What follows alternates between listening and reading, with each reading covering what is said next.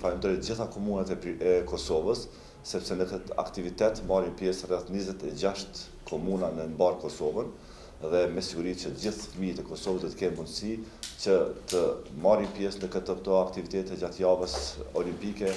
dhe të mësohen me lëvizjen olimpike dhe të formohen me sporte të ndryshme. Pra,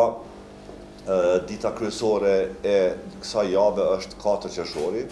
ku do të jetë një aktivitet edhe më i madh në Prishtinë, ku do të ketë fëmijë nga mosha të ndryshme gjarë dhe 7 vjet, nga gjithë Kosova dhe do të jetë një varapim i bashkë. Dini që kryeqyteti ka një fokus të veçantë tash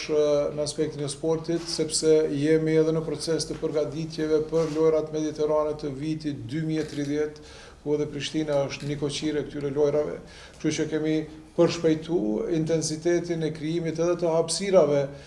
sportive, hapësirave të ndryshme sportive, në bashkëpunim edhe me Komitetin Olimpik, me federatat të ndryshme, po ashtu edhe me Ministrinë e Sportit. Prandaj sot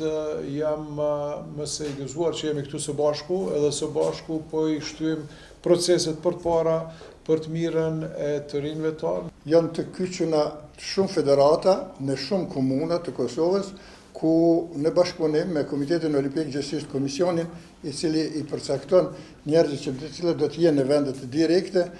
në mënyra të ndryshme, mos i përmeni se cilët sport, por shumë sporte, por ditë si ditë kemi zgjedhur, si e përmenden edhe të dytë presidenti i komitetit dhe kryetari i komunës, është dita olimpike, është e përcaktuar me 4 qershor, ku 1000 fëmijë do të jenë në qendër dhe do të ketë edhe gjëra tjera të cilat e përcjellin këtë ditë, që bashkarisht me fëmijë për moshës 6-7 vjeçare